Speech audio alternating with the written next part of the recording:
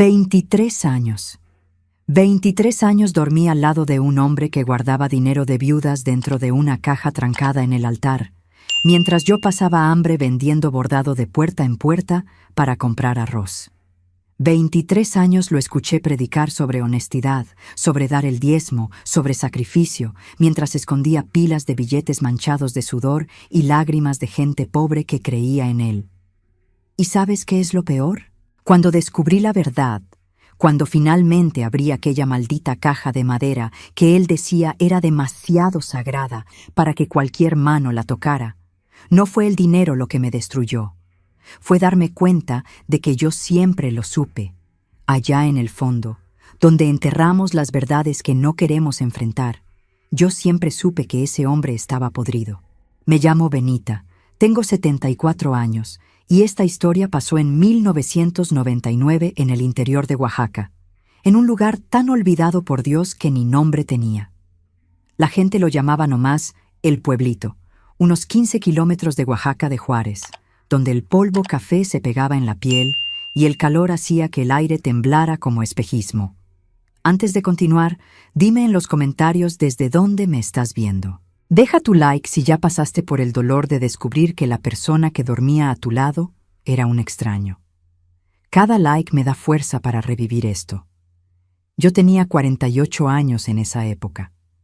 Me levantaba todos los días a las 5 de la mañana con el cuerpo adolorido, las coyunturas crujiendo, la columna quejándose de cargar aquella bolsa pesada de bordados para arriba y para abajo. Mi madre, doña Iracema, me había enseñado el oficio. Aquellos bordados en deshilado que llevaban horas, días, semanas para quedar listos.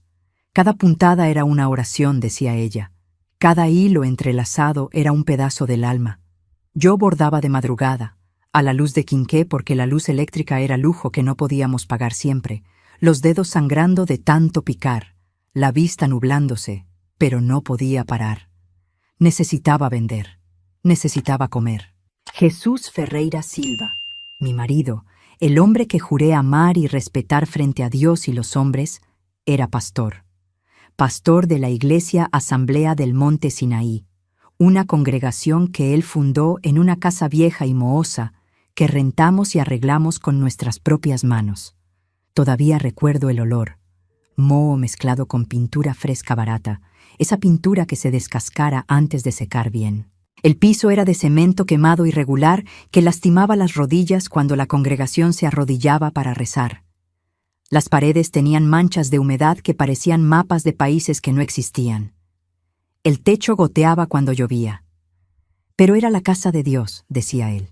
Era sagrada. Vivíamos en el fondo de la iglesia, 3 cuartos miserables que apenas cabía nuestra vergüenza.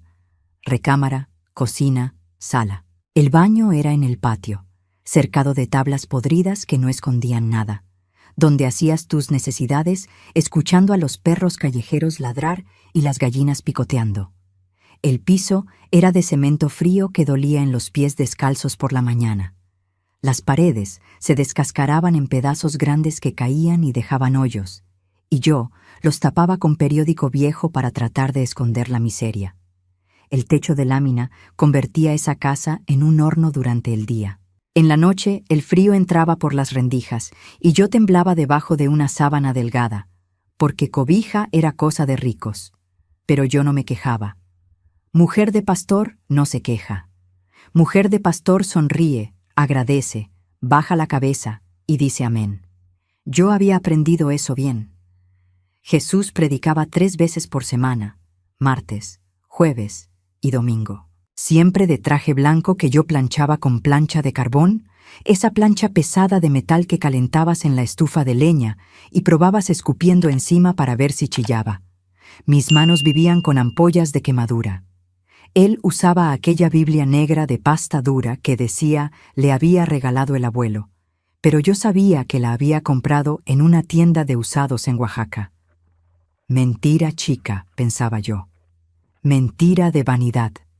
Yo me la tragaba y seguía adelante. Su voz era gruesa, profunda.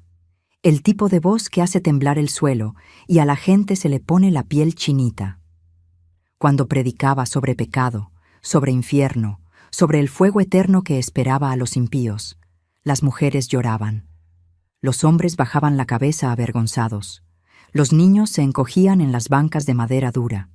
Él tenía poder sobre esa gente, poder de verdad. El tipo de poder que viene cuando convences a alguien de que hablas en nombre de Dios. Y ellos creían. Dios mío, ¿cómo creían? Doña Josefina, viuda de 62 años que vendía tlayudas en el tianguis, daba la mitad de lo que ganaba para la iglesia. Don Sebastián, albañil de manos callosas que apenas podía mantener a sus 5 hijos, apartaba el 10% del salario cada mes. Hasta la Lupita, esa muchacha enferma con problema en el pulmón que tosía sangre y no tenía dinero ni para medicina, juntaba monedas en un frasco de vidrio y se las entregaba al pastor a fin de mes. «Sacrificio», decía él. «Dios honra el sacrificio. Da lo que no tienes y Dios te lo va a devolver al doble». Mentira, pura mentira. Pero yo nomás lo entendí después. La caja estaba en el altar. Una caja de madera oscura, pesada, del tamaño de una caja de zapatos, pero más honda. Tenía tallados en los lados dibujos de palomas y cruces que alguien había esculpido con cuidado. La madera era fina, cosa cara, completamente fuera del patrón de esa iglesia miserable.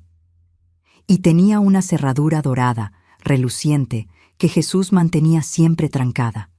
La llave colgaba de un cordón que usaba en el cuello, por debajo de la camisa, junto con una medallita de San Judas que nunca se quitaba. Nadie podía tocar la caja. Nadie.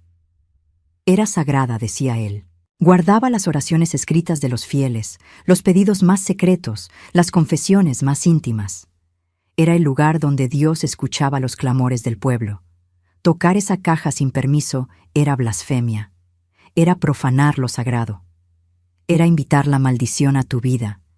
Yo creí eso durante 23 años. 23 años limpié esa iglesia. Pasé trapo en el piso de cemento. Quité polvo de las bancas de madera. Y siempre que llegaba cerca de la caja, me desviaba. Mi corazón se aceleraba. Mis manos sudaban. Tenía miedo de tocarla sin querer, de tirarla, de profanarla. Tenía miedo de la ira de Dios. O mejor dicho, tenía miedo de la ira de Jesús, que en mi cabeza confundida era lo mismo. Nos casamos en 1976. Yo tenía 25 años.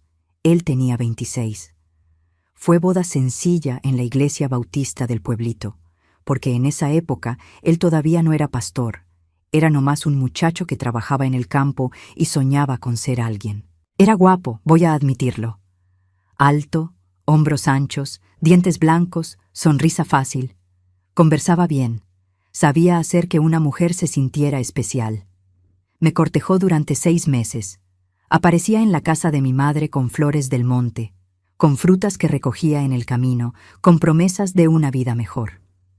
Mi madre, doña Iracema, no lo quería. Decía que había algo mal en sus ojos, algo que no cuadraba con la sonrisa. Decía que hombre que habla mucho generalmente está escondiendo algo. Pero yo no hice caso. Yo tenía 25 años y pensaba que me iba a quedar para vestir santos, que ningún hombre me iba a querer porque era muy flaca, muy fea, muy pobre. Cuando Jesús pidió mi mano, dije que sí antes de que terminara la frase. Los primeros años fueron normales. Él trabajaba en el campo, yo cuidaba la casa y hacía bordados para vender. Vivíamos en una casita de adobe prestada, 2 piezas chiquitas donde todo estaba junto y revuelto. No teníamos hijos. Lo intentamos al principio. Yo quedé embarazada 3 veces y perdí 3 veces. Primero a los 3 meses, después a los 5. La última vez fue a los 7 meses, una niña que nació morada y no respiró. Yo la vi, la cargué. Sentí el peso de ese cuerpecito frío en mis brazos. Jesús no lloró, no me abrazó. Me miró y dijo que era castigo de Dios, que yo debía tener algún pecado escondido, alguna impureza que Dios estaba castigando. Después de eso, ya no quedé embarazada. Mi cuerpo se secó por dentro, y Jesús empezó a cambiar. Fue de a poco, no fue de la noche a la mañana. Empezó a pasar más tiempo fuera.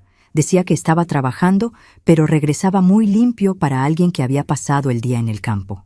Empezó a ir a cultos en otros pueblos, Regresaba hablando de revelaciones, de visiones, de llamados divinos. Decía que Dios tenía planes para él, planes grandes, que no iba a morir siendo nomás un trabajador brazo olvidado. Iba a ser importante, iba a tener reconocimiento, iba a tener poder. Y entonces vino la revelación. 1982. Llegó a casa un martes en la noche, los ojos brillando de una forma que me dio miedo, y dijo que Dios le había hablado, que lo había llamado al ministerio, que iba a ser pastor, que íbamos a abrir una iglesia. Le pregunté con qué dinero. Apenas teníamos para comer. Sonrió esa sonrisa que ya estaba empezando a odiar y dijo que Dios iba a proveer. Siempre provee para quien tiene fe. 3 meses después, estábamos arreglando esa casa vieja y mohosa. ¿El dinero de dónde salió? Nunca supe bien. Él decía que eran donaciones de hermanos en Cristo, gente que creía en su llamado. Yo creí porque era más fácil creer que cuestionar. Porque mujer que cuestiona al marido es mujer rebelde. Y mujer rebelde no prospera. La Iglesia Asamblea del Monte Sinaí abrió en agosto de 1982. Empezó chica, 10 personas en el primer culto, todas conocidas, todas pobres como nosotros. Pero Jesús tenía labia, tenía carisma. Sabía predicar de una manera que movía a la gente, que les hacía sentir que habían encontrado algo que estaban buscando toda la vida. En 6 meses ya eran 30 personas. En 1 año, 60. En 2 años había gente parada porque no cabían todos sentados en las bancas, y el dinero empezó a entrar. Diezmos, ofrendas, primicias, donaciones especiales, campañas de fe, cadenas de oración. Jesús creaba un motivo nuevo cada mes para sacarle dinero a esa gente. Necesitaba techo nuevo, contribución especial. Necesitaba Biblias, donación extra. Necesitaba instrumento musical para alabanza, sacrificio de fe. Y el pueblo daba porque creía, daba porque tenía miedo de perder la bendición, daba porque Él los miraba a los ojos y decía que Dios estaba viendo quién era fiel y quién era miserable. Pero nuestra casa seguía miserable. El fondo de la iglesia seguía cayéndose a pedazos. Yo seguía vendiendo bordado de puerta en puerta para comprar comida. Seguía remendando ropa vieja porque no tenía dinero para tela nueva. Seguía prendiendo vela cuando faltaba luz porque no teníamos dinero para pagar el recibo. ¿Dónde estaba el dinero de la iglesia? ¿Dónde estaban los diezmos, las ofrendas, las contribuciones? Yo preguntaba. Jesús decía que era inversión en el reino de Dios, que había gastos que yo no entendía, que la mujer no debía meter la nariz en asuntos de hombre, mucho menos en asuntos de Dios. Y yo me callaba la boca porque había aprendido que cuestionar era pecado. La caja apareció en 1985. Un día simplemente estaba ahí, en el altar, reluciente y misteriosa. Jesús hizo un culto especial para presentarla a la congregación. Dijo que Dios le había revelado en sueño que la iglesia necesitaba un lugar sagrado para guardar las oraciones de los fieles. Un lugar donde solo Él, como pastor ungido, podía acceder. Un lugar donde los pedidos subirían directo al trono de Dios. La gente quedó maravillada. Empezaron a escribir oraciones en pedazos de papel, doblarlas con cuidado y entregárselas para que las pusiera en la caja. Doña Josefina escribía cada domingo. Pedía salud, pedía providencia, pedía que el dinero de las tlayudas rindiera. Don Sebastián escribía una vez al mes. Pedía trabajo, pedía que los hijos crecieran bien, pedía fuerza para continuar. Hasta los niños escribían, con esa letra chueca de quien está aprendiendo a escribir, pidiendo juguetes, pidiendo comida, pidiendo que el papá dejara de tomar. Y Jesús guardaba todo en esa caja. O al menos eso decía. Yo nunca lo vi abrirla. Ni una vez. Él metía los papeles por la rendija de la tapa, una abertura chica que daba para pasar papel doblado, pero no daba para ver qué había dentro. Y trancaba otra vez. Siempre trancaba.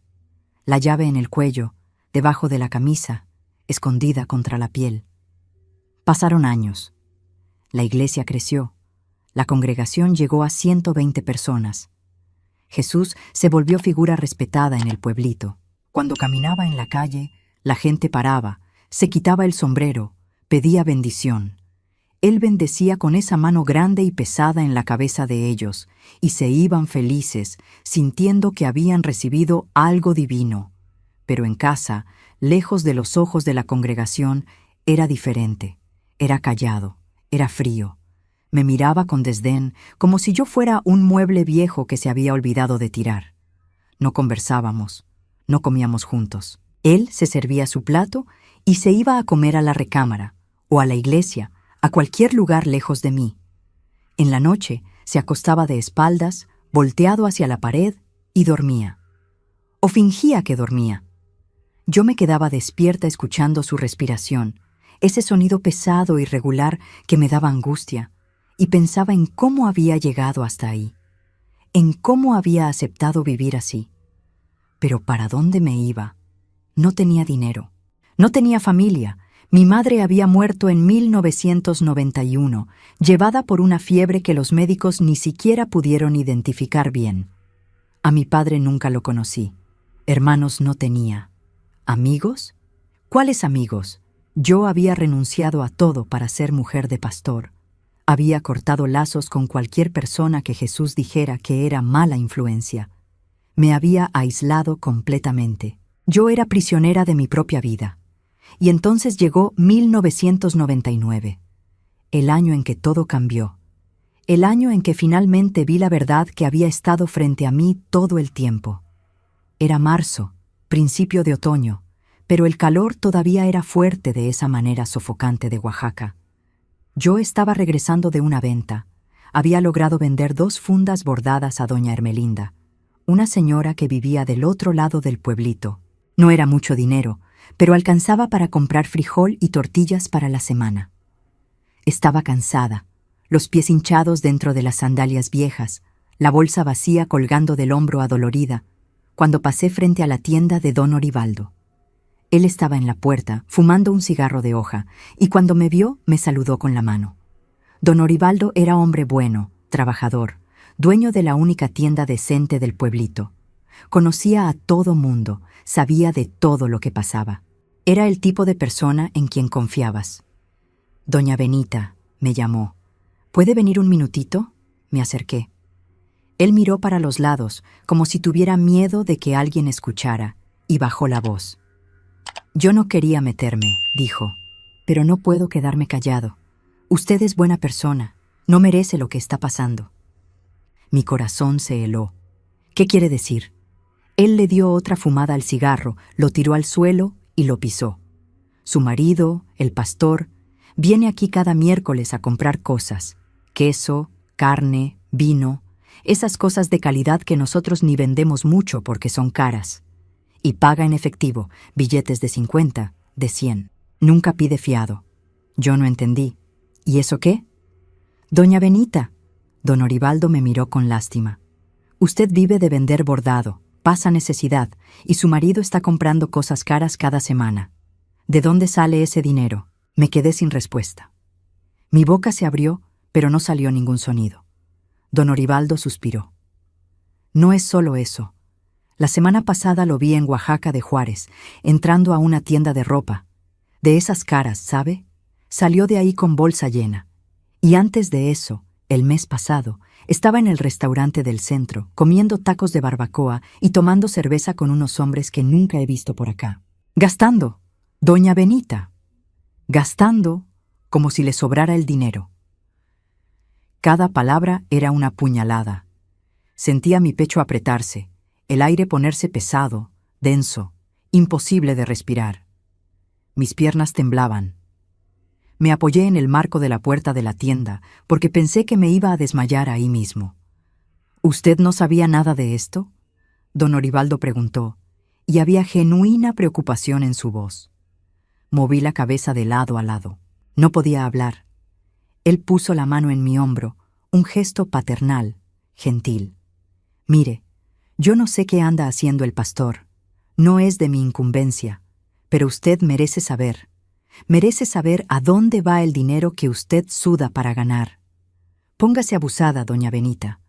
Hombre que esconde cosas de la mujer, las esconde por algún motivo. Le agradecí con un movimiento de cabeza y salí de ahí tambaleándome. Llegué a casa y me senté en la cama, ese colchón delgado encima de tablas que dolía en la espalda, y me quedé mirando la pared descascarada, tratando de procesar lo que había escuchado. Jesús tenía dinero.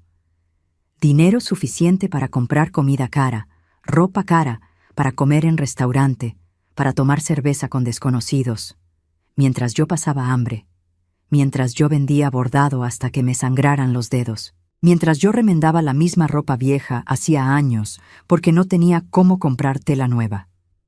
La rabia que subió dentro de mí en ese momento era algo que nunca había sentido antes.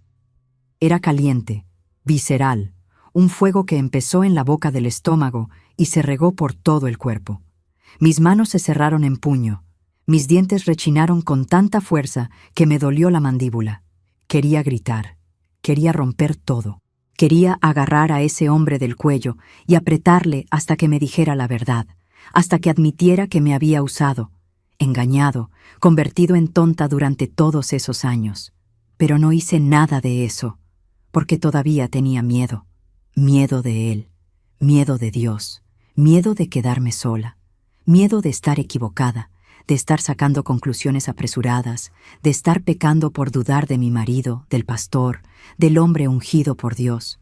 Entonces decidí investigar, en silencio, en secreto, como una ladrona en mi propia vida.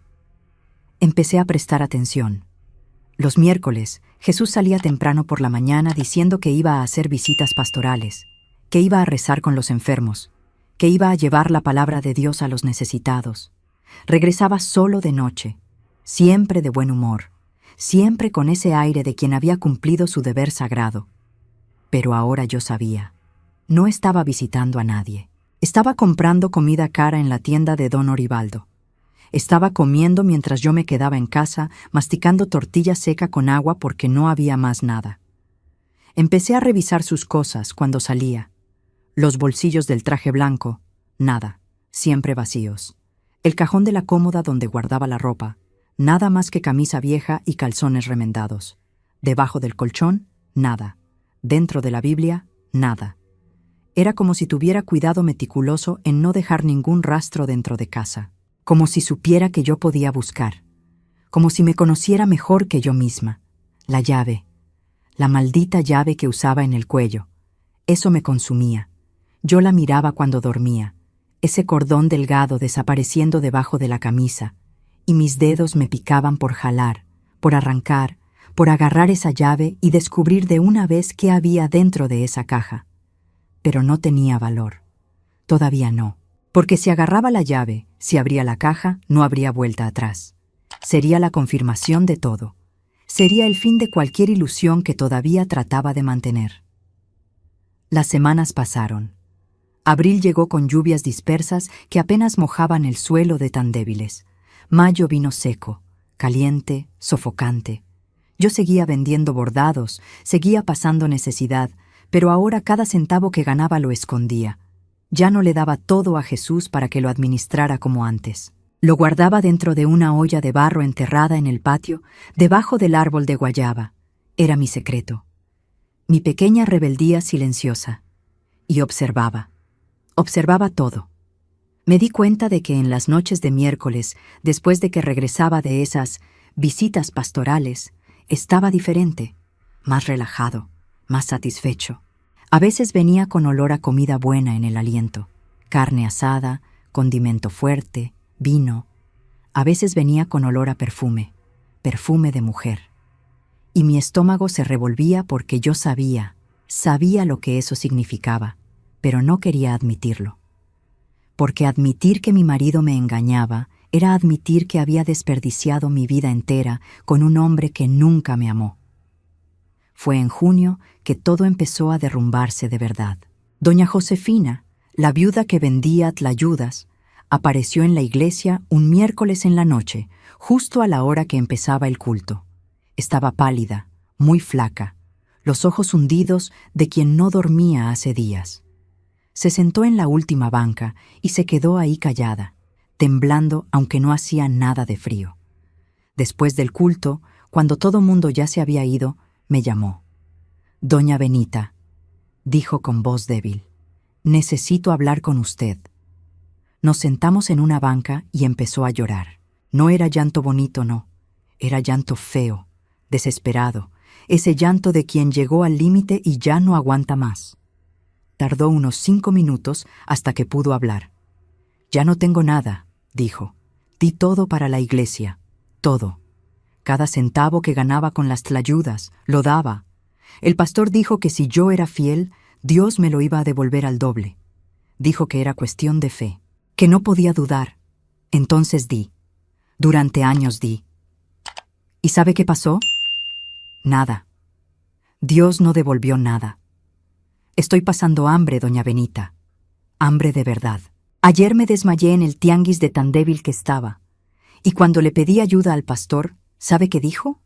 Dijo que yo debía tener algún pecado oculto, que Dios no bendice a quien no es puro, que debía rezar más, ayunar más, dar más. Me miró con esos ojos hundidos y preguntó, ¿cómo voy a dar más si ya no tengo nada que dar? Yo no sabía qué responder. Me quedé ahí agarrándole la mano, esa mano fría y huesuda, y sintiendo la culpa aplastarme. Porque yo era esposa del pastor. Yo era cómplice, aunque no quisiera, aunque no supiera. El dinero que Jesús gastaba en comida cara, en ropa cara, en restaurante, era el dinero de esta mujer. Era su sudor, su sacrificio, su fe siendo transformada en traición. Lo siento, fue todo lo que pude decir. Lo siento mucho. Doña Josefina se fue y yo me quedé ahí en la iglesia vacía, mirando esa caja maldita en el altar. La rabia volvió, más fuerte esta vez, tan fuerte que mis manos temblaban, tan fuerte que me levanté de esa banca, caminé hasta el altar y por primera vez en todos esos años toqué la caja. La madera era lisa, pulida, fría al tacto. Los tallados de las palomas y cruces eran delicados, bien hechos. Debería ser linda esa caja. Debería ser símbolo de fe, de esperanza. Pero todo lo que sentía cuando la tocaba era asco, asco y rabia. Intenté abrirla. Obviamente estaba trancada. La cerradura dorada brillaba en la luz débil de las velas del altar, burlándose de mí. Moví la caja con cuidado. Tenía peso. Había cosas dentro. Pero no era solo papel, no. Era demasiado pesada para ser solo oraciones escritas. «¿Qué estás haciendo?» La voz de Jesús me hizo brincar. No lo había oído entrar. Estaba parado en la puerta de la iglesia, mirándome con una expresión que nunca había visto antes. No era rabia, era algo peor. Era frialdad, cálculo, como si me estuviera evaluando, decidiendo qué hacer conmigo. «Nada», mentí, soltando la caja. «Solo estaba limpiando». «¿Limpiando?», repitió, y empezó a caminar hacia mí. Cada paso hacía eco en el piso de cemento.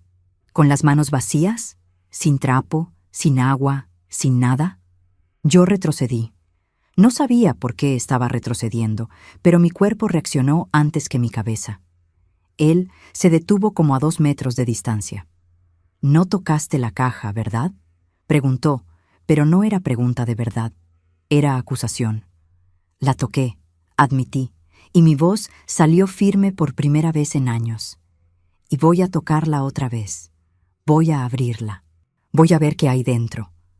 El silencio que siguió era denso, pesado, cargado de amenaza no dicha.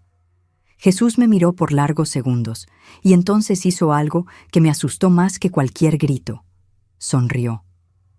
«No vas a abrir nada», dijo con calma, «porque no tienes la llave, y nunca la vas a tener». «Yo sé lo que andas haciendo», dije, y sentí las palabras saliendo calientes, cargadas de toda la rabia acumulada. «Sé que gastas el dinero de la iglesia. Sé que compras comida cara mientras yo paso hambre. Sé que comes en restaurante, que compras ropa nueva, que vives bien mientras la gente que confía en ti pasa necesidad». Él no negó. No pareció ni un poco sorprendido o avergonzado. Solo siguió mirándome con esa sonrisa fría. «¿Y qué vas a hacer?», preguntó. ¿Vas a decirle a alguien? ¿Vas a denunciar al marido? ¿Vas a quebrar el ministerio que Dios me dio? Eso no es ministerio, dije. Eso es robo. Estás robando a esta gente. Estás robando gente pobre que apenas tiene que comer. Yo les estoy dando esperanza, replicó, y su voz se puso más alta, más intensa. Les estoy dando propósito, dirección, salvación. Esta gente no era nada antes de mí. Eran ovejas perdidas, sin pastor, sin rumbo. Yo transformé sus vidas. Y si en el proceso tomo una pequeña compensación por mi trabajo, ¿cuál es el problema? Yo lo merezco. Yo trabajo para Dios. Yo soy elegido. La arrogancia, la soberbia, era tan pura, tan descarada, que me quedé en shock. Este hombre realmente creía que tenía derecho, que era especial, que las reglas no se aplicaban a él porque era ungido. No eres elegido, dije. Eres ladrón y mentiroso, y voy a decirle a todo mundo lo que eres. Él dio un paso hacia mí y vi el cambio en su expresión. La máscara cayó. La sonrisa desapareció. Lo que quedó era puro odio. No vas a hacer nada, dijo despacio, cada palabra pesada como piedra. Porque si lo haces, si abres la boca, te destruyo. Voy a decirle a todo mundo que estás loca, que estás inventando historias, que estás poseída por un demonio. ¿Y sabes qué es lo mejor?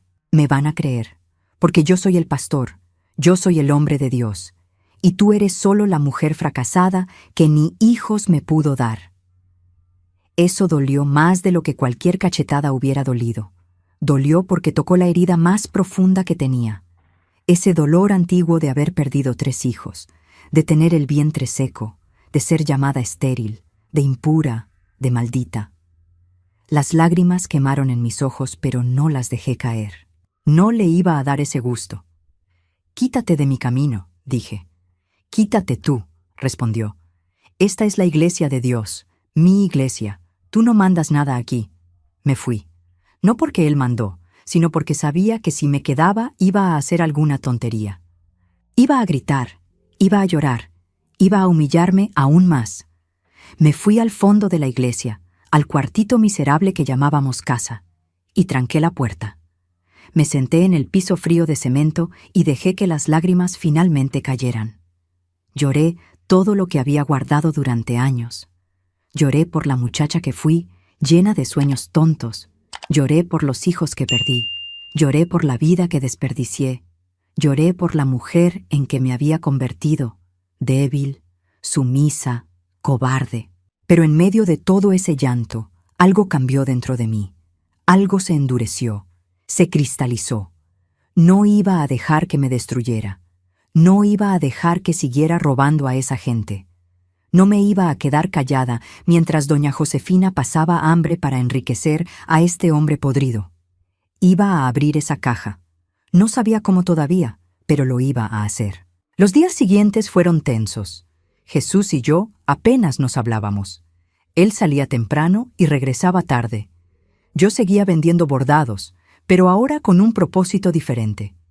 Cada centavo que ganaba, lo guardaba. Estaba juntando. ¿Para qué?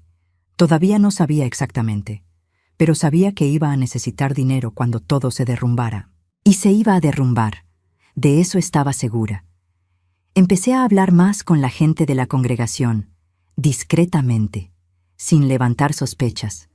Preguntaba cómo estaban, si necesitaban algo, si la vida estaba mejor después de que empezaron a venir a la iglesia. Las respuestas eran siempre parecidas.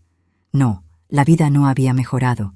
Al contrario, estaban más pobres, más endeudados, pero tenían fe, tenían esperanza.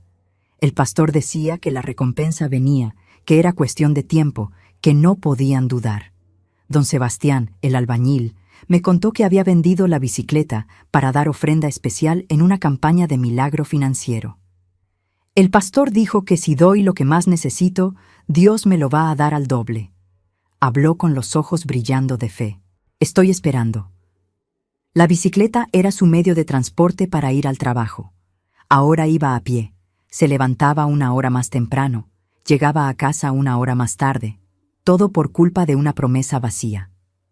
Doña Hermelinda, la que había comprado mis fundas bordadas, me confesó que estaba tomando medicina controlada porque ya no podía dormir de tanta preocupación.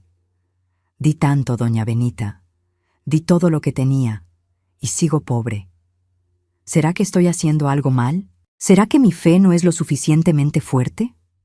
Lloró frente a mí. Esta mujer de 60 años que trabajaba lavando ropa para otros, las manos hinchadas de jabón de piedra, y tuve ganas de gritar la verdad ahí mismo. Pero no grité, porque sin prueba, sin evidencia, sería mi palabra contra la de él. Y la de él era la palabra que importaba. Julio llegó con friecito de noche y bochorno de día. El día 15 hubo culto especial, aniversario de la iglesia. 17 años desde que abrió las puertas. Jesús predicó sobre fidelidad, sobre recompensa, sobre cómo Dios honra a quien es constante en la fe. La gente lloró, levantó las manos, gritó aleluya, y al final, cuando pidió ofrenda especial de aniversario, dieron. Vi a doña Josefina, esa mujer flaca que estaba pasando hambre, poner 50 pesos en la charola. 50 pesos que probablemente eran todo lo que tenía. Esa noche, después de que todo mundo se fue, Jesús abrió la caja. Yo estaba escondida atrás de la puerta que separaba el fondo de la iglesia, espiando por la rendija. Lo vi sacar la llave del cuello, destrancar la cerradura dorada y abrir la tapa. La luz de las velas pegó en el contenido y vi dinero. Pilas y pilas de billetes, amarrados con ligas, organizados, contados. No era poca cosa, no. Era mucho dinero. Años y años, de diezmos, ofrendas, contribuciones, todo ahí guardado mientras el pueblo pasaba hambre. Agarró los billetes que habían puesto esa noche, los contó y los agregó a las pilas existentes.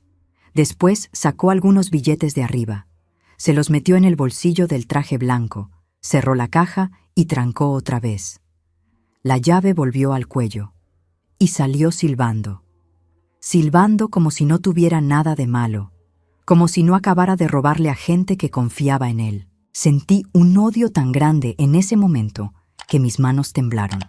Pero más fuerte que el odio era la determinación. Iba a agarrar esa llave. No sabía cómo, pero lo iba a hacer.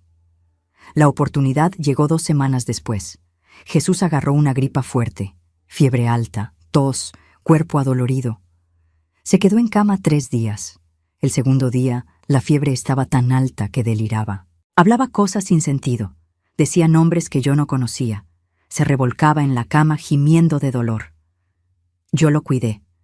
Le di té, trapo mojado en la frente, medicina que compré con el dinero que había juntado, y esperé. En la madrugada del 3er día, finalmente durmió pesado. La fiebre había bajado un poco con la medicina. Su respiración era profunda, regular. Me quedé mirándolo ahí acostado, la camisa abierta mostrando el pecho sudado, y vi el cordón. La llave estaba ahí, colgando de su cuello, subiendo y bajando con la respiración. Mi corazón se disparó. Mis manos sudaron. Sabía que si hacía esto, no habría vuelta atrás. Pero también sabía que si no lo hacía, iba a pasar el resto de mi vida arrepintiéndome de no haber tenido valor. Me levanté despacio de la cama. El colchón crujió un poco, pero él no despertó. Me acerqué a su lado, respirando lo mínimo posible, cada músculo del cuerpo tenso. Extendí la mano. Toqué el cordón. Era delgado, gastado, fácil de partir. Con cuidado infinito empecé a jalar. Milímetro por milímetro. La medallita de San Judas apareció primero, dorada y pesada. Después vino la llave, más chica de lo que imaginaba, sencilla, común. Jesús gimió y volteó la cabeza. Me congelé. Me quedé completamente inmóvil, la mano todavía agarrando el cordón, el corazón latiendo tan alto que pensé que lo iba a oír. Segundos pasaron. No despertó. Volví a jalar. El cordón subió por su cuello, pasó por la nuca y finalmente salió por la cabeza. La tenía en las manos. Salí del cuarto sin respirar. Crucé la sala, abrí la puerta que daba a la iglesia y ahí fui en la oscuridad completa. No prendí vela, no prendí quinqué, Iba a tientas porque prender luz podía despertar a Jesús. Mis pies descalzos en el cemento frío hacían un susurro mínimo. Llegué al altar. Subí los 2 escalones. Extendí las manos y encontré la caja. Me senté ahí mismo en el piso de cemento helado, la caja en mi regazo, y metí la llave en la cerradura. Giró fácil, un clic suave. La tapa aflojó. Respiré hondo. 1, 2, 3 veces, y abrí. Aunque en la oscuridad sentía el volumen de dinero ahí dentro. Pasé las manos por encima. Eran billetes, muchos billetes. De 10, de 20, de 50, de 100. Amarrados, organizados, oliendo a papel viejo y sudor. Empecé a sacar los fajos, a ponerlos en el piso a mi lado. 1, 2, 3, 5, 10 fajos, cada uno con por lo menos 50 billetes. Fui contando mentalmente. 5,000, 10,000, 15,000. Dejé de contar. Era demasiado dinero. Dinero que podía haber salvado a doña Josefina del hambre, que podía haber comprado medicina para doña Hermelinda, que podía haber evitado que don Sebastián vendiera la bicicleta. Pero no era solo dinero. En el fondo de la caja, debajo de todo, había papeles, muchos papeles. Agarré algunos. No podía leer en la oscuridad, pero sabía lo que eran. Las oraciones. Los pedidos que la gente había escrito y entregado con fe, pensando que iban a subir al trono de Dios. Estaban ahí, en el fondo de una caja, olvidados, ignorados, pisoteados por el peso del dinero robado. La rabia me cegó. Junté todo, el dinero, los papeles, la llave, y volví al cuarto. Jesús todavía estaba durmiendo pesado, la fiebre volviendo a subir. Agarré mi bolsa de bordados, la vacié y empecé a llenarla con el dinero. No agarré todo. Dejé unos 5 fajos en la caja, pero el resto, unos 20 y tantos fajos, los metí en la bolsa. Los papeles también. Las oraciones, los pedidos, las súplicas, todo. Escondí la bolsa debajo de una tabla suelta en el piso del cuarto, la cubrí con un trapo viejo y me acosté otra vez en la cama. Mi cuerpo temblaba entero. No de miedo, de adrenalina, de rabia, de algo que no sabía nombrar pero que quemaba en el pecho como fuego. Cuando amaneció, Jesús despertó mejor. La fiebre había quebrado durante la noche. Se levantó, se bañó con jícara en el patio, se puso ropa limpia y se fue a la iglesia a hacer las oraciones matinales como siempre hacía. Tardó unos 15 minutos hasta que escuché el grito. ¡Benita! El grito hizo eco por toda la iglesia, atravesó las paredes delgadas, llegó hasta mí como un trueno. No me moví. Me quedé sentada en la cama, las manos quietas en el regazo, esperando. Pasos pesados. La puerta del cuarto se abrió con fuerza. Jesús estaba ahí, la cara roja, las venas del cuello saltadas, los ojos inyectados de odio puro. ¿Dónde está?, preguntó con la voz temblorosa de rabia. ¿Dónde está qué? Fingí inocencia. La llave, el dinero, tú robaste. ¿Yo robé?, repetí, y por primera vez en 23 años de matrimonio lo miré sin bajar los ojos. ¿Yo? ¿Quién está robando aquí soy yo? Él dio un paso hacia mí y vi en sus ojos que me quería pegar. Quería lastimarme. Pero algo en mi mirada, algo nuevo que había nacido dentro de mí esa noche, lo hizo parar. Se dio cuenta de que ya no era la misma mujer. Ya no era la Benita que bajaba la cabeza y pedía disculpas por respirar. Esa Benita había muerto cuando abrí esa caja. «No te imaginas el lío que armaste», dijo con la voz baja, controlada, peligrosa. «No tienes idea de lo que puedo hacerte». «Y tú no te imaginas lo que yo puedo hacerte», respondí. «Yo tengo el dinero. Yo tengo las oraciones que dijiste que llevabas a Dios. Yo tengo prueba de todo lo que hiciste. Y si me pones un dedo encima, si intentas cualquier cosa, voy a la iglesia el próximo culto y cuento todo, frente a todo mundo. Voy a mostrar cada billete, cada papel, cada mentira tuya». El silencio que se instaló era denso como concreto. Me miró por largos segundos, procesando, calculando. Vi su cerebro trabajar, tratando de encontrar una salida, una forma de voltear el juego, pero no había. Yo tenía la ventaja ahora, y los dos lo sabíamos. «¿Qué quieres?», preguntó finalmente. «Quiero que devuelvas el dinero», dije. «Todo, a las personas que les robaste». Se rió. Fue una risa corta, amarga, sin ningún humor. «Estás loca, eso es imposible». «¿Por qué es imposible? El dinero está aquí. Lo agarras, vas con cada persona y lo devuelves. Sencillo». «¿Y qué digo? ¿Que les robé? ¿Que mentí durante años? ¿Que usé su fe para beneficiarme? ¿Quieres que destruya todo lo que construí?» «No construiste nada», dije. «Engañaste, manipulaste, robaste. No es construcción, es crimen». Apretó los puños, respiró hondo. Trató de controlarse. «Benita, escucha. No entiendes cómo funciona el mundo.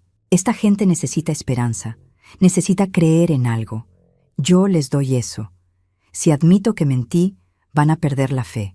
Se van a sentir traicionados. Es mejor dejar las cosas como están». «¿Mejor para quién?», pregunté. «¿Para ti? ¿Para tu conciencia podrida? Porque no es mejor para doña Josefina, que está pasando hambre. No es mejor para don Sebastián, que vendió la bicicleta. No es mejor para nadie más que para ti». «Eres tan ingenua», dijo con desdén. «Tan tonta. ¿Crees que si devuelvo el dinero todo va a estar bien? No va a estar. Se van a enojar. Me van a odiar. Te van a odiar también por haber expuesto todo. ¿Y después? ¿Después de qué vamos a vivir? ¿Crees que voy a conseguir otro empleo con la reputación destruida? Nos vamos a morir de hambre». «Yo ya me estoy muriendo de hambre», dije.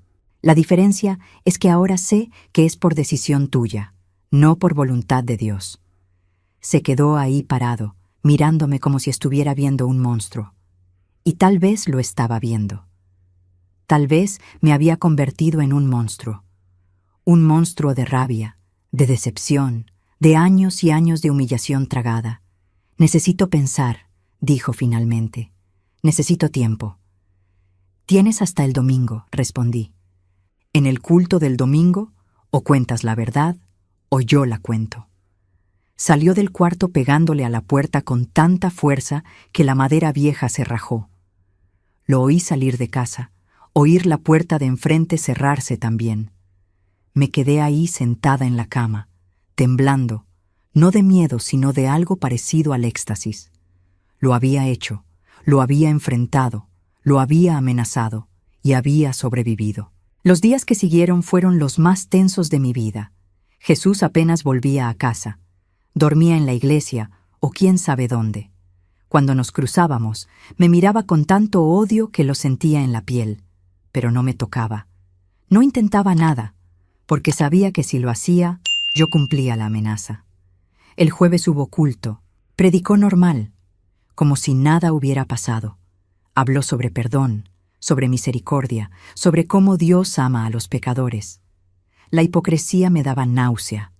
Me quedé en el fondo de la iglesia, observando a la gente escuchar esas mentiras con ojos brillantes de fe, y me pregunté si estaba haciendo lo correcto, si exponer la verdad realmente iba a ayudar o solo iba a destruir su fe, dejarlos aún más perdidos.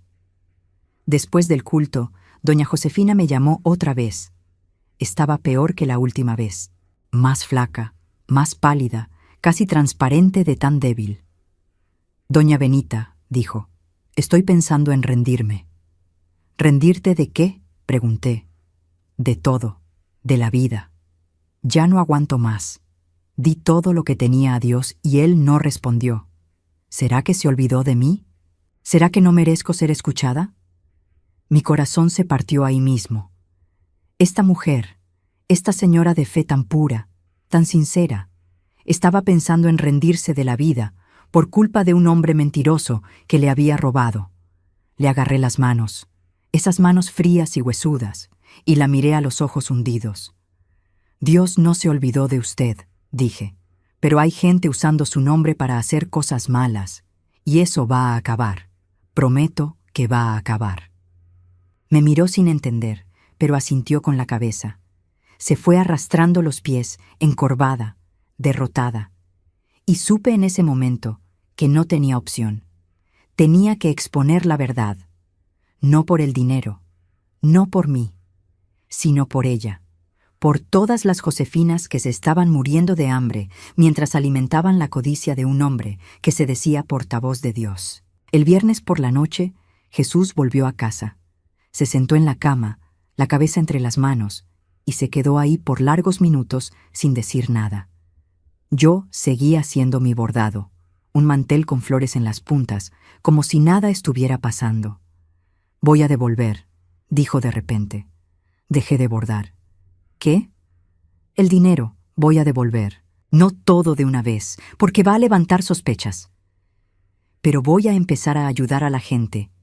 Voy a decir que Dios me reveló en sueño que la iglesia necesita empezar una obra social. Voy a repartir despensas, pagar recibos de luz de quien debe, comprar medicina para quien está enfermo. Poco a poco, el dinero vuelve a ellos». Procesé eso. No era lo que quería. Yo quería que confesara, que pidiera perdón de verdad. Pero era mejor que nada. Era un comienzo. «¿Y cuánto tiempo va a tardar en devolver todo?», pregunté. «Unos 2 años, tal vez. Depende de cuánto pueda sacar al mes sin que se den cuenta de que el dinero de la caja está bajando». 2 años es mucho tiempo. Doña Josefina no tiene 2 años. Puede morirse de hambre antes. Me miró con irritación. «Entonces empiezo por ella. Mañana mismo le llevo una despensa a su casa. Voy a decir que es bendición de Dios». «No», dije. «Vas a decir la verdad, que te diste cuenta de que estaba pasando necesidad y quisiste ayudar, sin mentiras, sin usar el nombre de Dios para tapar». Rechinó los dientes, pero aceptó. «Está bien, como tú quieras». El sábado temprano por la mañana agarré dinero de la bolsa escondida y me fui al pueblo. Compré arroz, frijol, pasta, aceite, azúcar, café, leche en polvo, harina. Llené 2 bolsas grandes. Jesús cargó todo hasta la casa de doña Josefina. Un jacal de tablas viejas que más parecía corral de animal que casa de gente. Cuando abrió la puerta y vio la comida, empezó a llorar. Cayó de rodillas ahí mismo, las manos al cielo, agradeciendo a Dios. Jesús se quedó incómodo, sin saber qué hacer. Me agaché, la ayudé a levantarse y dije: «Esto aquí no es milagro, no, doña Josefina. Es obligación. Usted dio tanto para la iglesia. Es justo que la iglesia le devuelva». Me abrazó con fuerza sorprendente para quien estaba tan débil. Lloró en mi hombro. Y cuando me soltó, miró a Jesús con tanta gratitud que vi la vergüenza pasar por su cara. Rápido, pero pasó. Empezamos a hacer eso cada semana. El sábado era día de repartir ayuda. Cada semana, 3 o 4 familias recibían despensa, o dinero para pagar recibos, o medicina. Siempre discretamente, siempre sin alarde. Jesús fingía que era obra de Dios, pero yo sabía la verdad. Era restitución. Era lo mínimo que podía hacer. La gente empezó a mejorar. Doña Josefina ganó peso.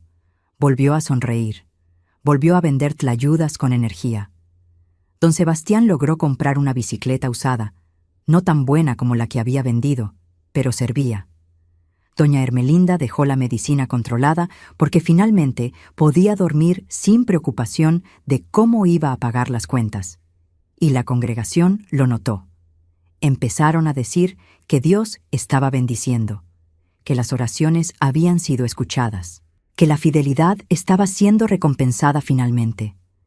Jesús predicaba sobre eso en los cultos, cómo Dios honra a quien espera, quien no se rinde, quien continúa fiel aunque en la dificultad.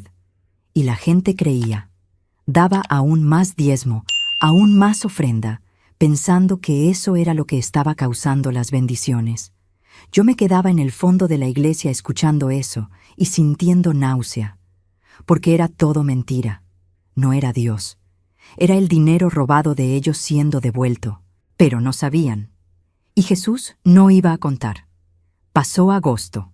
Septiembre llegó con flores de bugambilia floreciendo en los árboles del pueblito, transformando todo en una explosión de color fucsia. Octubre trajo lluvias finas, que refrescaron el aire sofocante. La bolsa escondida debajo de la tabla iba disminuyendo. Yo sacaba dinero cada semana para comprar las despensas, para pagar los recibos de la gente. Era trabajo silencioso, invisible. Nadie sabía que era yo.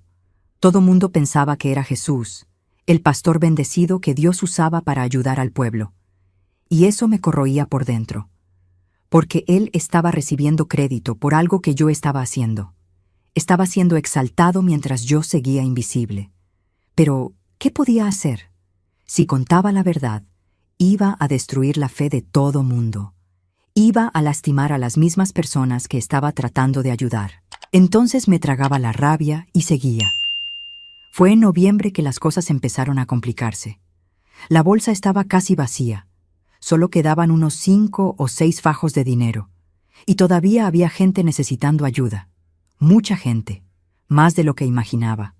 Porque cuando empiezas a mirar de verdad, cuando dejas de fingir que no ves, la miseria está en todos lados. Está en el niño descalzo jugando en el lodo. Está en el viejo enfermo acostado en un petate en el piso. Está en la mujer embarazada que no tiene dinero para hacerse el control prenatal. Está en todos lados. Llamé a Jesús para hablar un miércoles en la noche después del culto.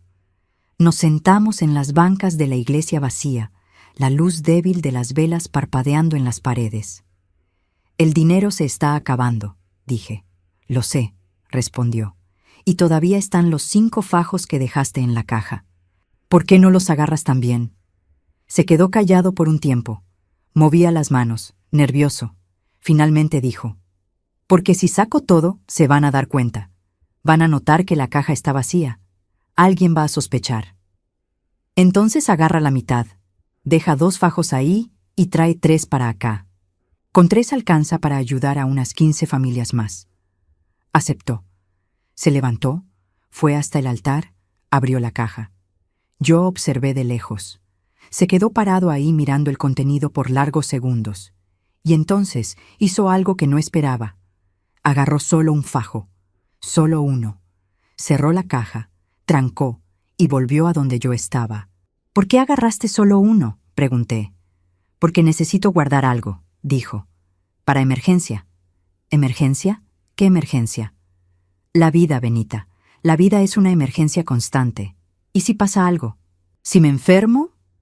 ¿Si necesitamos salir de aquí corriendo? Necesitamos tener algo de dinero guardado.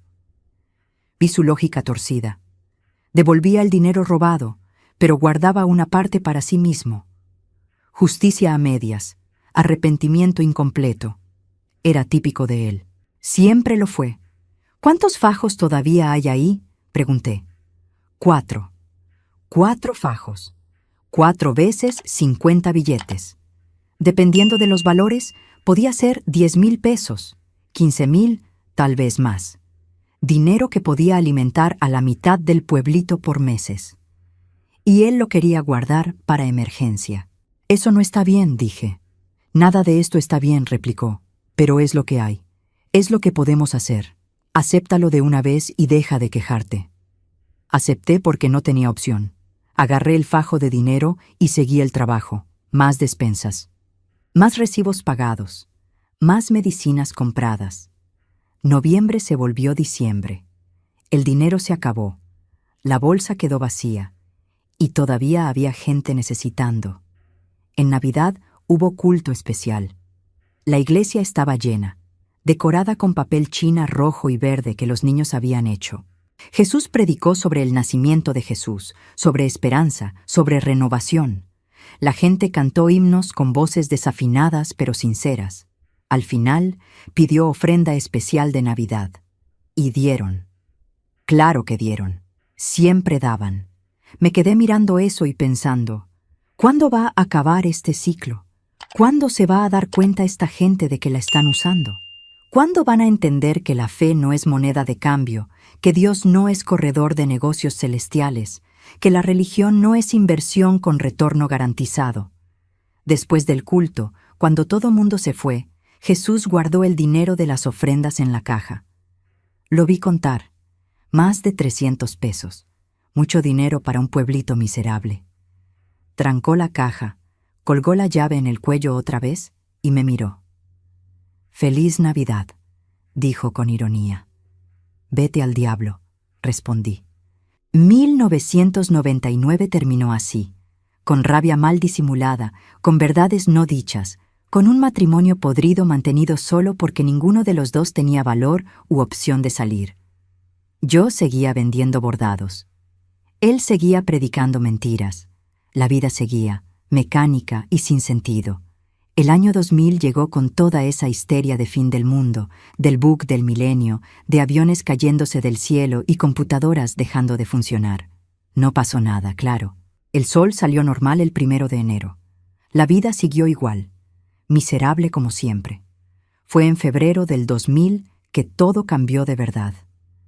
Jesús empezó a enfermarse. Al principio era cosa simple: dolor de cabeza, cansancio, falta de apetito. Él pensaba que era gripa, que se pasaba, pero no se pasó. El dolor de cabeza empeoró. El cansancio se volvió agotamiento. Empezó a tener mareos, a perder el equilibrio, a vomitar sin razón aparente. Lo llevé al centro de salud del pueblito. La enfermera, doña Cleonice, una mujer competente de 50 y tantos años, lo examinó y frunció el ceño. «Esto no es gripa, no», dijo.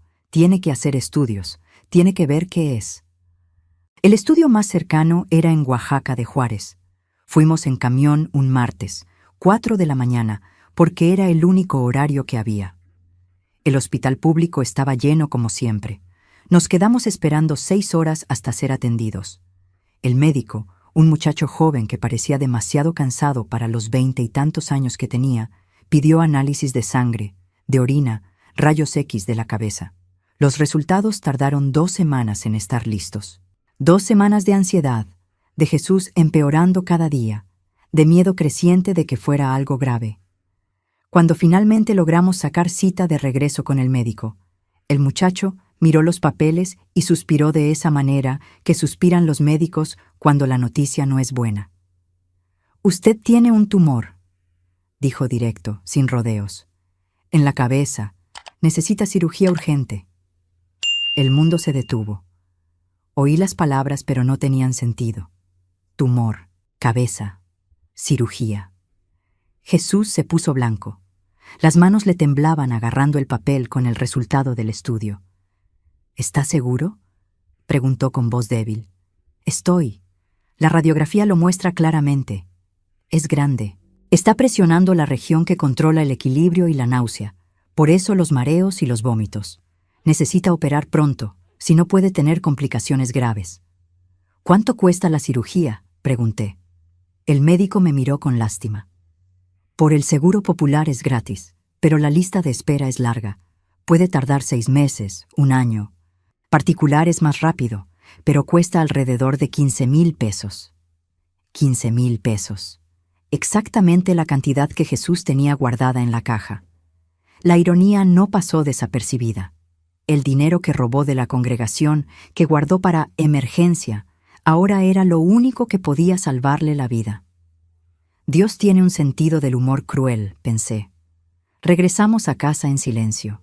Jesús iba mirando por la ventana del camión, viendo el paisaje pasar. Campos secos, árboles retorcidos, casas pobres esparcidas. Yo veía su cara reflejada en el vidrio y me daba cuenta de que tenía miedo.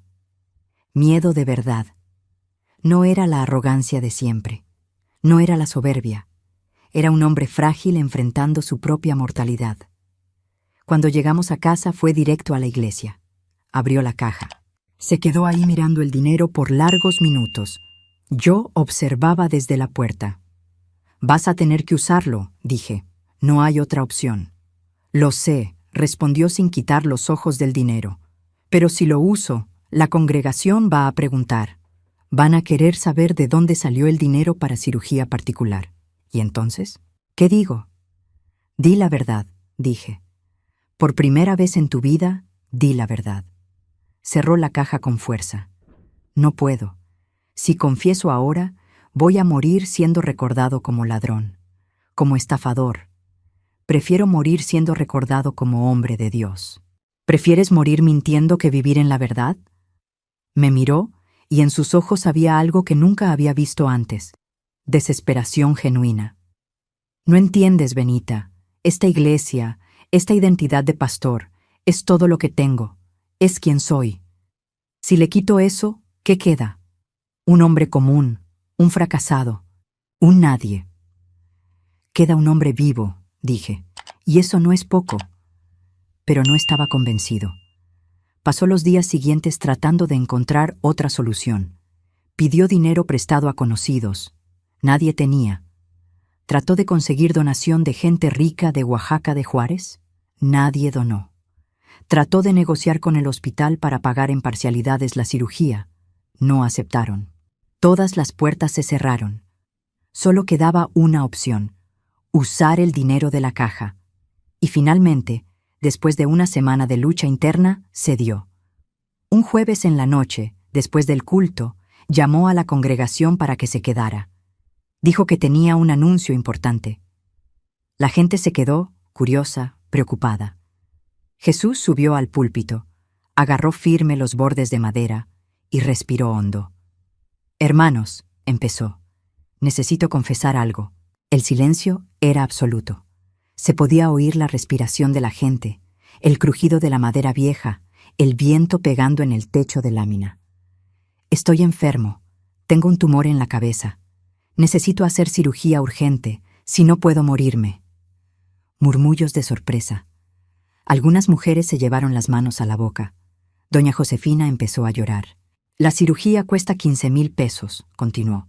«Es mucho dinero, dinero que no tengo. Intenté de todo, préstamo, donación, parcialidades. Nada funcionó. Y entonces me di cuenta de que Dios ya había provisto». Miró la caja en el altar. Todos los ojos siguieron. La caja sagrada, la caja intocable, la caja de las oraciones. «Durante años, ustedes trajeron sus oraciones escritas a esta caja», dijo, «pero no saben que junto con las oraciones, algunos de ustedes ponían dinero. Cantidades pequeñas, 5 pesos aquí, 10 allá. Donaciones anónimas que hacían pensando que nadie iba a ver, que solo Dios iba a saber. Yo guardé todo, cada centavo. Nunca lo toqué. Lo dejé ahí como reserva sagrada para alguna emergencia de la iglesia. Y ahora me doy cuenta, esta era la emergencia que Dios estaba preparando». La mentira salió tan suave, tan bien construida, tan convincente, que me quedé impresionada. No confesó nada, solo inventó otra historia. Transformó el robo en milagro, y la gente creyó. Claro que creyeron. «¿Entonces el dinero está ahí?», don Sebastián preguntó. «¿En la caja?». «Está», Jesús confirmó. «No sé cuánto exactamente, nunca conté, pero debe haber bastante. Años de donaciones anónimas acumuladas». «Entonces úsalo», doña Josefina gritó desde el fondo. «Úsalo para salvarte, pastor.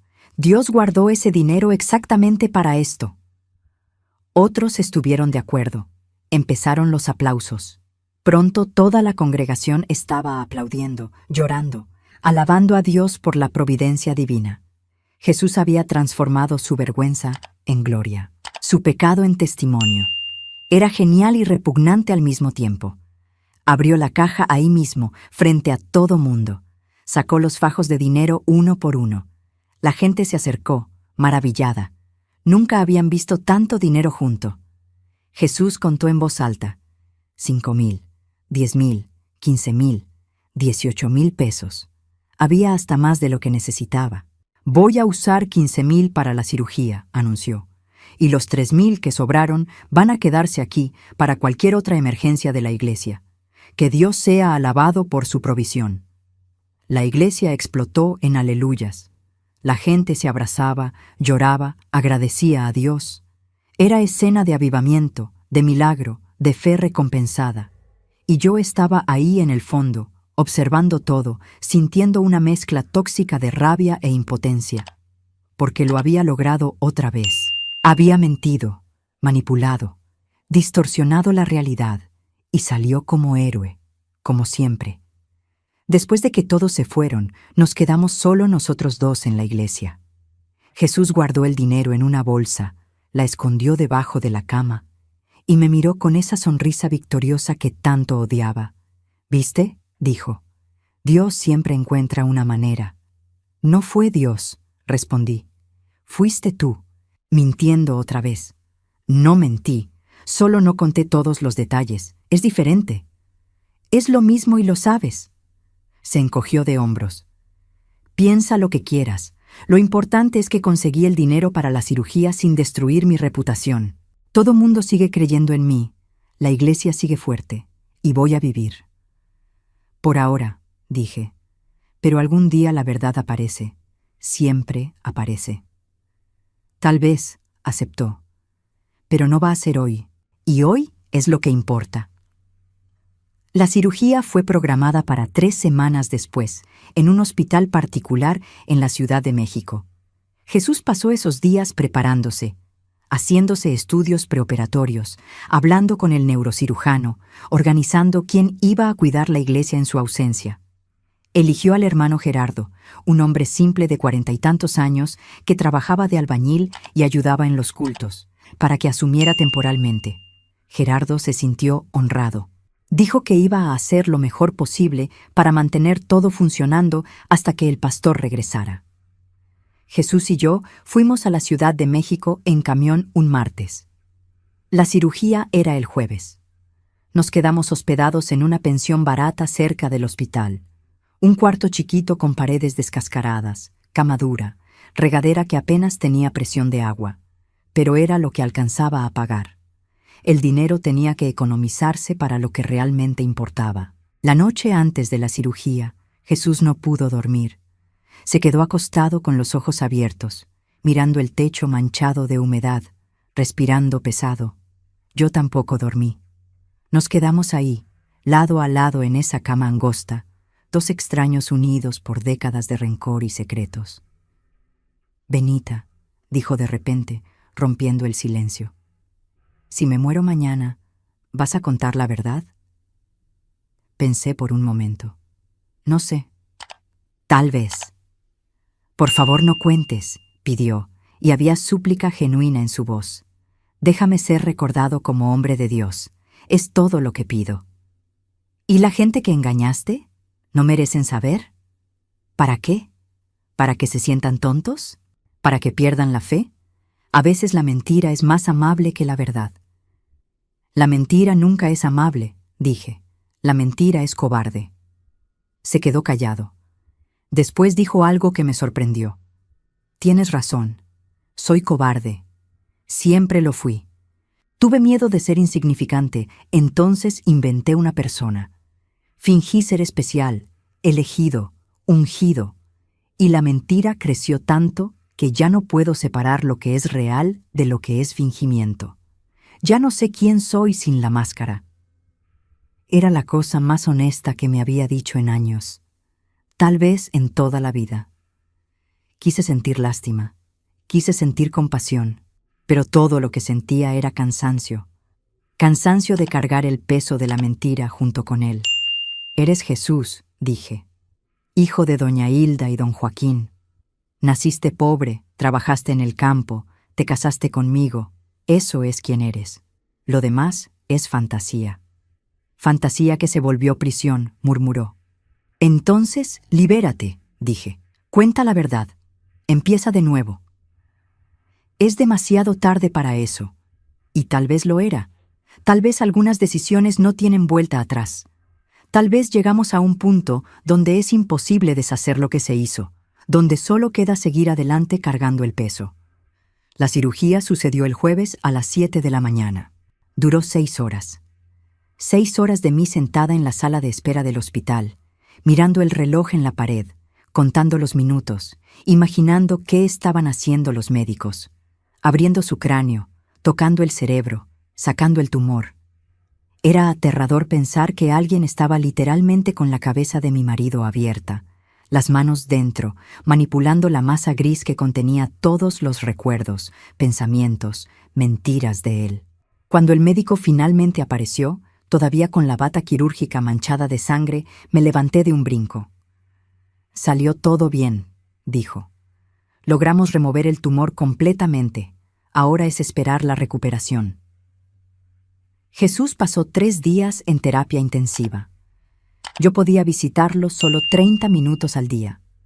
Estaba irreconocible. Cabeza vendada, tubos saliendo por todos lados, piel amarillenta, ojos hundidos. Parecía haber envejecido 20 años en 3 días. Me agarraba la mano con fuerza sorprendente y no hablaba nada.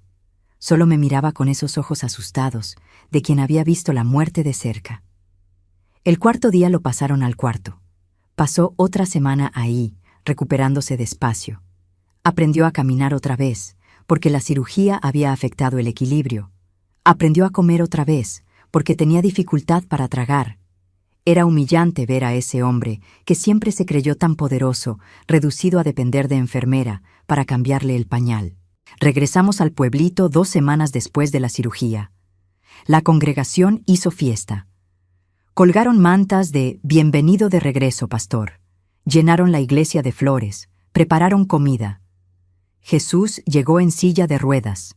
Todavía no podía caminar sin apoyo. Y todo mundo lloró. Lloraron de alegría, de alivio, de fe confirmada. Porque Dios había salvado a su pastor.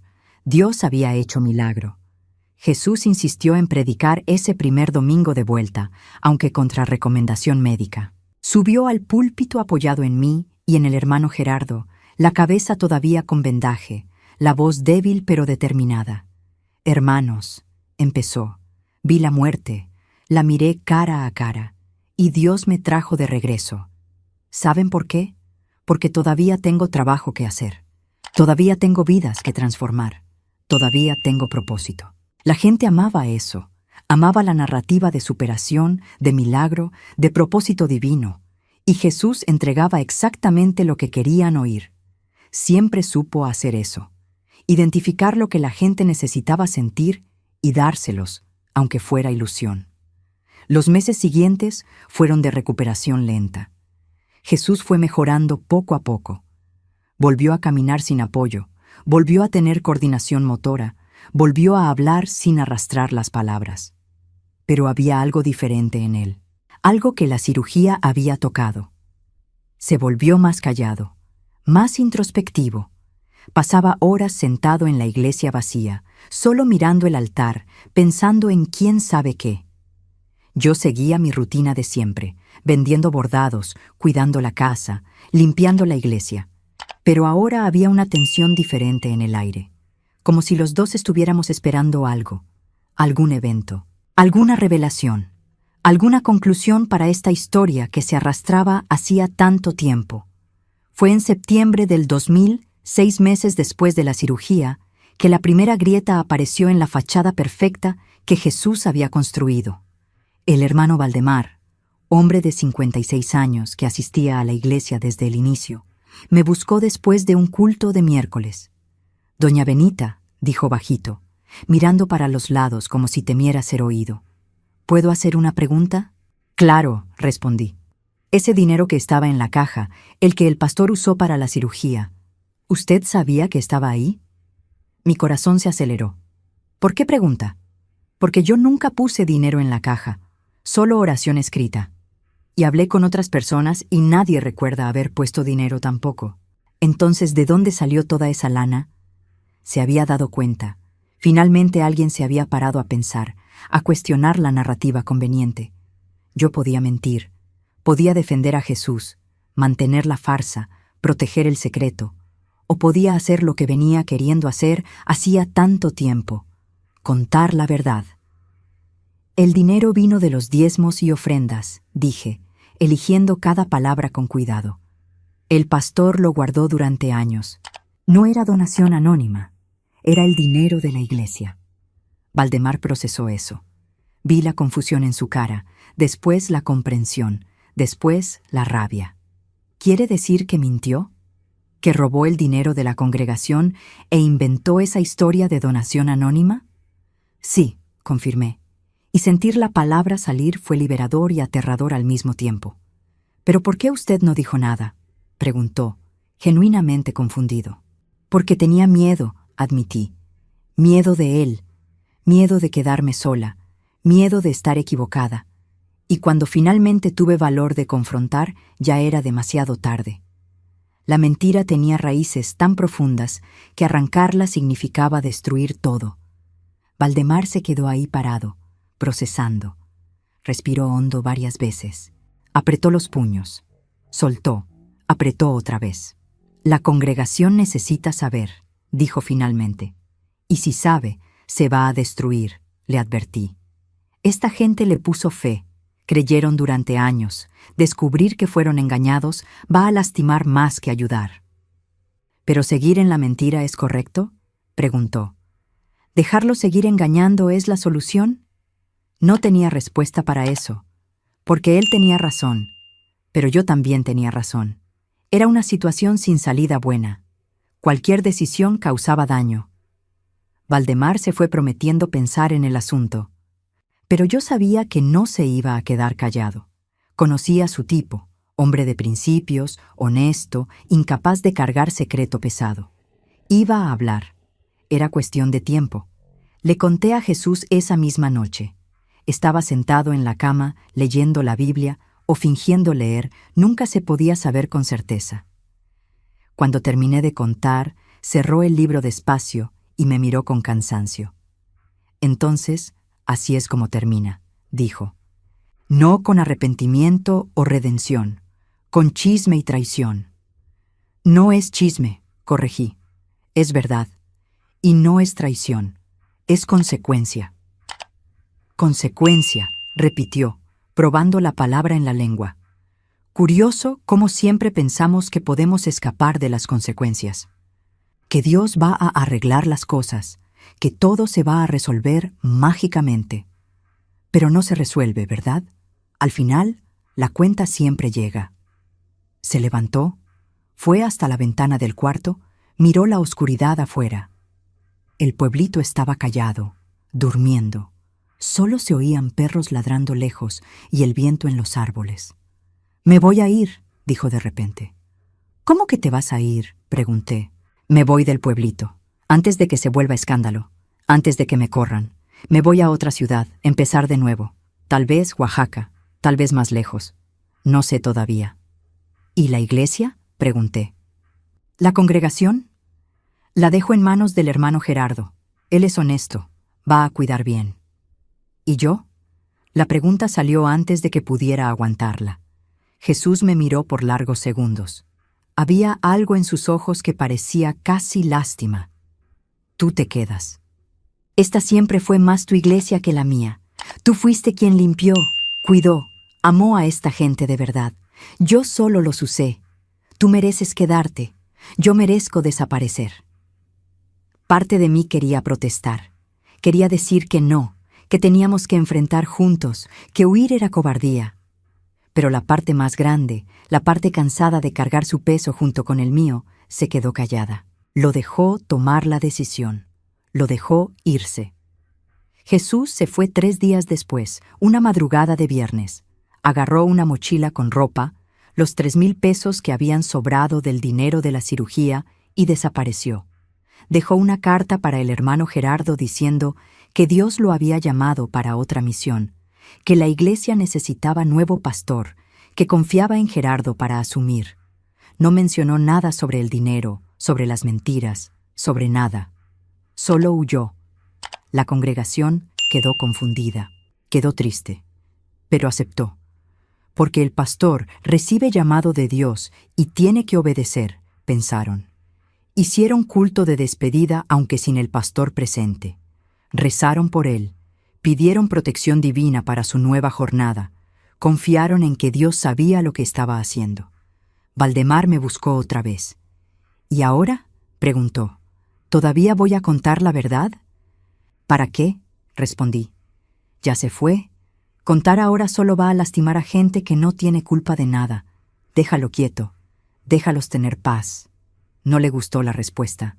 Pensaba que la verdad tenía que decirse siempre, independientemente de las consecuencias, pero respetó mi decisión. No la regó, guardó el secreto conmigo.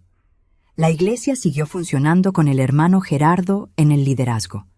Era diferente de Jesús en todo. Simple, humilde, trabajaba durante el día y predicaba de noche. No pedía dinero más que lo básico para mantener la iglesia funcionando. No inventaba campañas rebuscadas, no prometía milagro financiero. ¿Y saben qué pasó? La gente siguió asistiendo. Siguió teniendo fe. Siguió creyendo. Porque nunca fue sobre el pastor. Siempre fue sobre ellos mismos. Sobre la necesidad humana de pertenecer a algo más grande, de creer en propósito, de tener esperanza. Yo seguí ahí, cuidando la iglesia como siempre hice. Limpiando el piso de cemento, quitando polvo de las bancas, cambiando las flores del altar, pero no volví a tocar la caja. Gerardo decidió acabar con ella. Dijo que no tenía sentido tener caja de oración, que la gente podía hablar directo con Dios. No necesitaban intermediario de madera. Mandó quemar la caja en una fogata en el patio de la iglesia. Vi cómo se volvía cenizas y sentí alivio. Finalmente ese símbolo de mentira había sido destruido. Jesús nunca volvió. Nunca mandó noticia. Nunca llamó. Nunca escribió. Desapareció completamente. A veces me pregunto si está vivo, si logró recomenzar, si aprendió algo. Otras veces no pienso en él para nada. Simplemente seguí mi vida como si esos 23 años de matrimonio hubieran sido una pesadilla larga que finalmente terminó. Fue en 2002 que doña Josefina murió. No de hambre. Había mejorado bastante después de que empezó a recibir ayuda. Murió de vejez nomás, durmiendo, tranquila. En el velorio, su hija me agradeció. Dijo que su madre siempre hablaba de mí con cariño, que yo había sido ángel en su vida. Yo no me sentía ángel. Me sentía cómplice de un crimen que nunca fue completamente pagado. Pero acepté el agradecimiento porque era lo que ella necesitaba darme. 2003 trajo sequía fuerte. La cosecha murió, el ganado murió, la gente pasó dificultad. Pero la iglesia ayudó. Gerardo organizó tequio de solidaridad. Quien tenía compartía con quien no tenía. Nadie murió de hambre ese año, y nadie pidió milagro financiero. Solo trabajaron juntos, se ayudaron unos a otros, sobrevivieron de la manera humana y simple que siempre funcionó. Ahora estoy aquí en 2025. Tengo 74 años. Vivo sola en una casita sencilla que logré comprar con el dinero que junté vendiendo bordados durante todos estos años. Todavía voy a la iglesia. Ahora tiene pastor nuevo, un muchacho de 30 años llamado Leandro, que es sincero y dedicado. Todavía limpio el piso de vez en cuando las piernas aguantan. Todavía bordo, aunque los dedos ya no son tan ágiles como eran. Y a veces, cuando estoy ahí haciendo mi trabajo en silencio, alguien de la congregación me pregunta sobre el pastor Jesús. Los más viejos lo recuerdan con cariño. Los más jóvenes oyeron historias. Me preguntan si sé dónde está, si tengo noticia, si realmente era tan bendecido como decían. Yo respondo que no sé dónde está, que perdimos contacto hace mucho tiempo, que era hombre como cualquier otro, tenía cualidades y defectos, y lo dejo así, porque la verdad completa no va a ayudar a nadie, solo va a lastimar, y ya hubo demasiado lastimado en esta historia. Mis queridos que me acompañaron hasta aquí, que escucharon toda esta historia, deben estar preguntándose, ¿valió la pena? ¿Valió la pena quedarse callada? ¿Valió la pena no exponer todo? No lo sé. Sinceramente no lo sé. Hay días que pienso que hice lo correcto, que proteger la fe de esa gente era más importante que exponer la verdad. Hay días que pienso que fui cobarde, que debía haber gritado la verdad en la cara de todo mundo, consecuencias que se fregaran. Pero la vida no es como esas historias que vemos en película, donde hay final claro, donde el bien vence y el mal es castigado y todo mundo aprende una lección bonita. La vida es un desmadre. Es confusa. Está llena de decisiones imposibles donde cualquier opción tiene costo alto. Yo elegí el silencio. No por cobardía, aunque fui cobarde sí. Elegí porque vi a esa gente. Doña Josefina, don Sebastián, doña Hermelinda, Valdemar, tantos otros. Y me di cuenta de que su fe era todo lo que tenían. Quitarles eso, destruir la ilusión de que habían sido cuidados por Dios a través del pastor, sería crueldad mayor que la mentira original. Entonces cargué el secreto, cargué sola, y sigo cargando. Es peso que no disminuye con el tiempo, pero es peso que aprendí a soportar. Si estás pasando por algo parecido, si descubriste que alguien en quien confiabas te engañó, si estás decidiendo entre exponer la verdad o mantener el silencio, no te puedo decir qué hacer. Cada situación es única.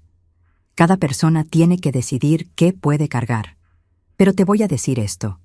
Sea cual sea tu decisión, no dejes que te destruya. No dejes que el veneno de la rabia, del rencor, de la amargura se apodere de ti. Porque al final, la persona más perjudicada por el odio que cargas eres tú mismo. ¿Perdoné a Jesús? No sé. Todavía estoy tratando de descubrir qué es perdón de verdad. Pero dejé de dejar que ocupara espacio en mi cabeza. Dejé de revivir los rencores todos los días. Dejé de preguntarme, ¿y si? Simplemente seguí adelante. Y hay días que eso es suficiente. Deja tu like si esta historia te tocó de alguna forma. Suscríbete al canal para oír más historias de vida real, de gente común que enfrentó situaciones imposibles y sobrevivió. Y cuéntame en los comentarios, ¿desde dónde me estás viendo? ¿Qué hubieras hecho en mi lugar? Leo todos los comentarios. Cada uno es importante para mí. Gracias por haberme acompañado hasta aquí. Gracias por darme espacio para desahogar este peso que cargo hace tanto tiempo. A veces, solo con contar, solo con sacarlo, uno ya siente un poco de alivio. Que Dios bendiga a cada uno de ustedes. Y recuerda, no importa qué tan oscura la noche, el sol siempre sale otra vez. Siempre. Un abrazo apretado de esta viejita aquí. Hasta la próxima historia.